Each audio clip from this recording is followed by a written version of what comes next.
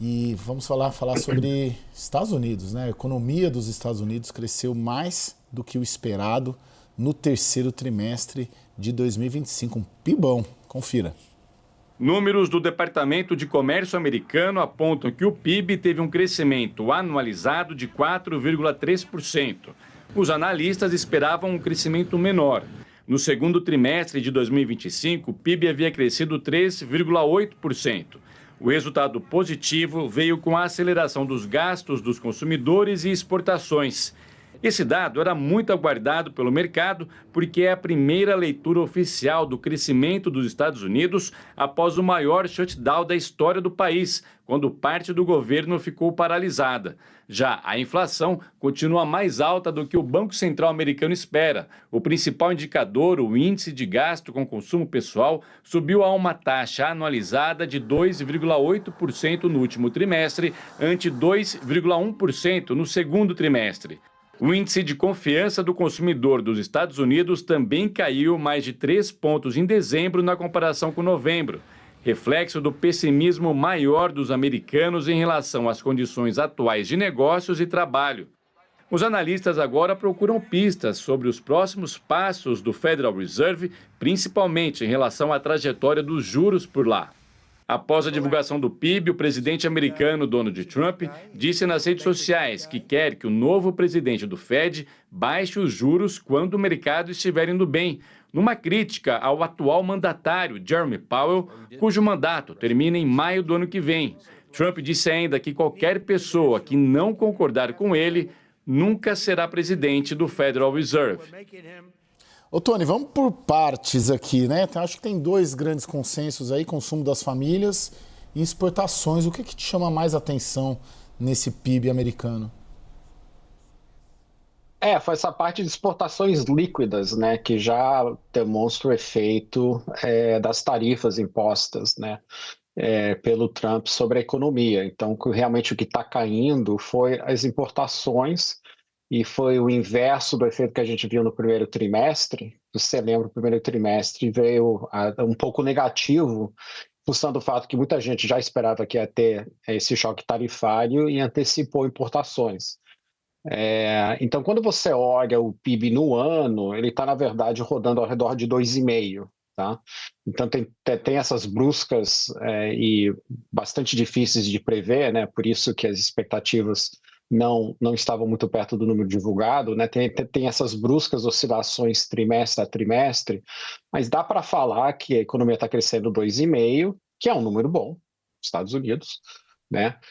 Mas que mudou essa composição, né? Que de fato os americanos estão importando menos, né? As tarifas estão funcionando. Orival?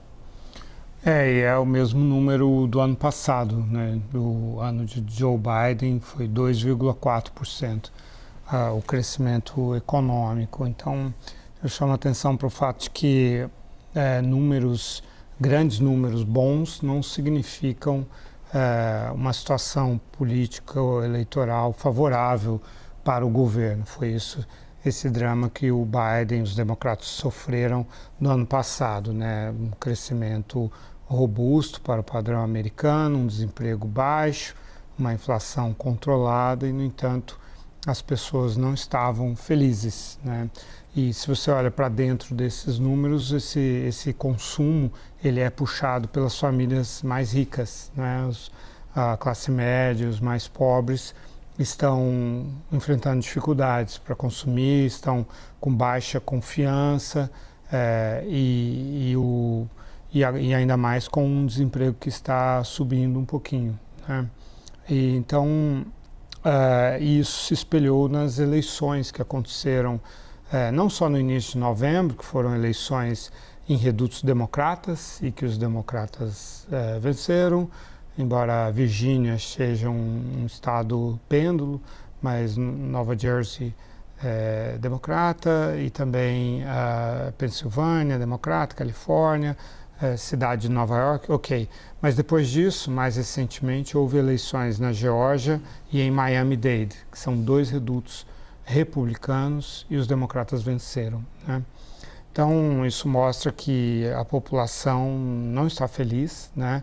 e que está havendo um deslocamento daqueles votos que antes eram democratas, que passaram para o Trump e agora voltaram para os democratas exatamente porque a situação econômica não é boa. Ô, Tony, esse cenário político interno, mas principalmente um PIB razoável, um bom PIB divulgado hoje, ele deve pressionar para um adiamento de corte de juros e aí levar de volta esse tensionamento do Fed com a Casa Branca? A primeira coisa é que esse dado, né, todo dado do PIB é um retrato de um passado que já passou, né? A gente está falando aqui do terceiro trimestre, o que o Fed, a razão pelo qual o Fed está cortando os juros é esse enfraquecimento do mercado de trabalho, né? O próprio Jeremy Powell admitiu que há um viés nos dados que estão sendo divulgados e que eles acreditam que, na verdade, eles estão superestimando a criação mensal de trabalhos ao redor de 60 mil novos postos por mês. Se você colocar essa correção, né, nos dados que estão sendo divulgados, você pode ver que nos últimos meses, de fato, a economia está perdendo empregos, né? Tem um grande debate sobre quanto isso é devido à demanda e quanto isso é devido a restrições de oferta, né, pelo fim, quase o fim prático, né, da imigração ilegal, né, impostas pelo fechamento das fronteiras com a vinda de Trump, né, porque muitos dos empregos que estavam sendo criados, de fato, durante o governo Biden, eram empregos de pessoas que estavam entrando, né, os milhões de pessoas que entraram ilegalmente no país, né? Então, isso que está bagunçando um pouquinho a análise do mercado de trabalho. Mas o Fed tem julgado que o mercado de trabalho tem, de fato, sofrido, né, razão pelo qual, como corretamente colocado pelo Lorival, a gente está vendo um consumo muito puxado por famílias mais ricas, que estão, né, se beneficiando no efeito riqueza muito forte pela altíssima alta das bolsas que a gente teve nesse ano, né, que foi mais uma nova surpresa também, né, e o Fed está mirando aquela parte da economia que não está recebendo esse benefício. Então, portanto, o consenso, pelo menos, né, da maioria dos analistas, vendo o dado que foi divulgado hoje, é que não muda muito a trajetória do Fed. A maioria do mercado não acredita que haverá uma reunião em janeiro, um corte de juros em janeiro, na reunião de janeiro, porque isso foi mais ou menos telegrafado pelo Powell, né? Teria que ter uma grande surpresa negativa para eles botarem um corte na mesa em janeiro, mas o mercado ainda acredita que deve ocorrer mais ou menos uma queda de 0,5 ponto na taxa do Fed Funds ao longo do ano. O Lorival, esse PIB alto, ele é faturável politicamente pelo Trump? Pois é, essa que é a dúvida que eu coloco, né? Assim, acho que você, mesmo com fundamentos da economia que parecem bons em grandes números, se isso não está se traduzindo numa melhoria na vida da população, né? Aí não se traduz. Então, esse que é o problema atual. Tem várias coisas que aconteceram naquele trimestre, como o Tony vinha dizendo, que não voltarão a acontecer. Então, houve um aumento de gastos federais, que foram por causa de demissões, exatamente. Para cortar gastos, você faz demissões e isso tem um custo, né? Então, isso já não se repete, obviamente, que o governo federal reduziu os seus gastos, né? Enfim, houve uma série de questões que não se repetirão no último trimestre, mas, acima de tudo, com relação às tarifas, por exemplo, houve retração no primeiro trimestre, né, porque quando houve um certo receio em relação ao que viria nesse governo e tal, no segundo trimestre vieram as tarifas, houve aumento de as importações que tinham sido feitas no primeiro trimestre para fugir das tarifas que estavam vindo, enfim, uma série de coisas que aconteceram que são anomalias da economia e que não se refletem na vida, no dia a dia das pessoas. Então, a resposta é não. Quer dizer, há essa percepção de que o governo Trump favorece os mais ricos, né? E isso eleitoralmente não é bom.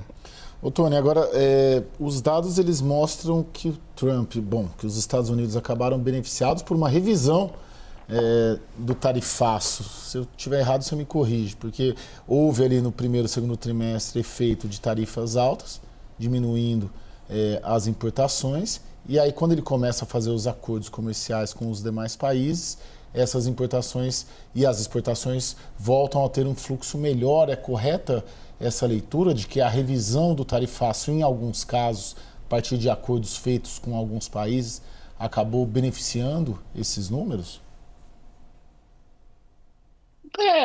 Muito desses acordos eram um pouquinho para inglês ver, né? Não tinha muito detalhamento, eram muitas promessas, algumas coisas eram efetivas, né? É verdade que o nível de tarifas médias, né, que talvez seja a coisa mais importante, caiu daquele pico, né? Especialmente porque teve bastante, né? Abaixaram muito as tarifas que estavam sendo impostas na China, né? Mas independentemente disso, hoje os Estados Unidos está operando com uma tarifa média estimada entre 12% e 14%, quando antes do Trump era uma tarifa média ao redor de 2%. Então é uma alta relevante, está impactando de novo a composição do PIB. Tá? Esse PIB que a gente está vendo é um PIB menos, vamos dizer, né, menos influenciado por importações, né, por isso que ele está um pouquinho inflado, né, que como você sabe, quando exportações líquidas aumentam, isso tem um efeito positivo. Então, os Estados Unidos exporta, mas está importando menos, então está mudando essa composição, né?